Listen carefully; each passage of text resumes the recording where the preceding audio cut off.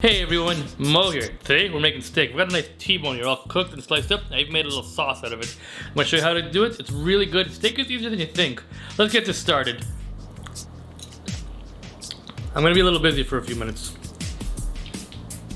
And all you really need is salt and pepper, but I'm going to show you how to make a nice steak sauce at the end of it. Let's get started. So if you're just cooking a steak, that's all you're going to need. But secondary options for the sauce are about 2 cups of beef stock. This is homemade. About 2 tablespoons of butter. Tablespoon of chili flakes, I love these and everything. About a tablespoon of Dijon mustard. About 2 tablespoons of balsamic vinegar. This is going to depend on your preference, but it's so worth it. Now we go on to the steak. Got a really nice T-bone here. This is about a pound. We're going to season both sides with salt and pepper. Let it rest on a cooling rack for about 1 hour at room temperature. You don't have to do that, but letting it rest for an hour really does help. Heat your pan on the highest, setting it for about 2 minutes, then add in your oil. Wait another 30, then we're going to get in our steak. If you don't hear this noise,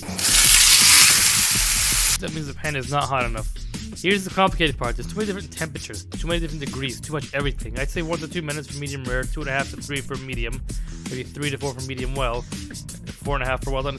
It's really hard to say exactly. Try to avoid using non-stick pans. They're not very good for this stuff. Either cast iron, stainless steel, aluminum is fine but not preferred. And honestly, use a thermometer to check the temperatures. You're definitely going to under and overcook some steaks in your steak path, but trust me, you'll learn in the end. Just try to buy the same cut of meat as often as you can, or similar size. Sear the sides of the steak for about 30 seconds or so. It really does a good job, especially with a nice T-bone.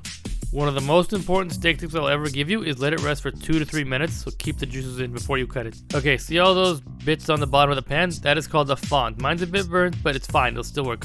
Once you pour in your beef broth, chili flakes, black pepper, Dijon mustard, and your balsamic vinegar.